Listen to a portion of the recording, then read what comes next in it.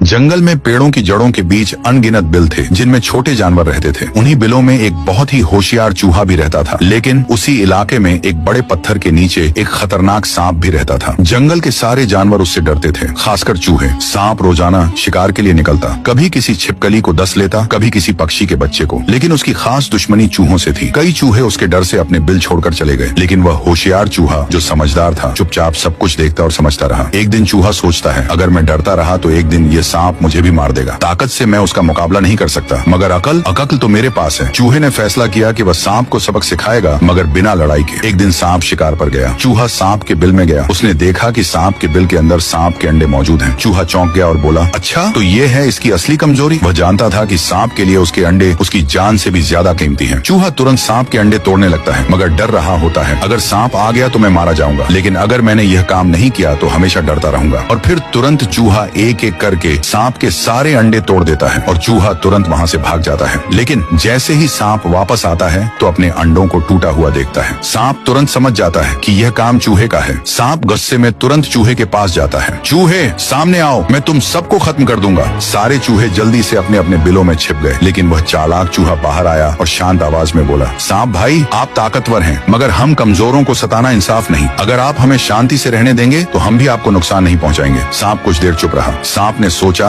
अब इसे मेरी कमजोरी का पता चल चुका है। अगर मैंने दोबारा इन्हें तंग किया तो ये फिर मेरी कमजोरी पर वार करेगा। अब सांप चूहे से कहता है, आज तुमने मुझे सिखा दिया कि ताकत सब कुछ नहीं होती। मैं आगे से तुम्हें नुकसान नहीं पहुंचाऊंगा। उस दिन के बाद सांप ने कभी चूहों को तंग नहीं किया और चूहे बेखौफ होकर रहने लगे। सबक, अक्ल ताकत से ज्यादा मजबूत होती है और कमजोर को कभी तुच्छ नहीं समझना चाहिए।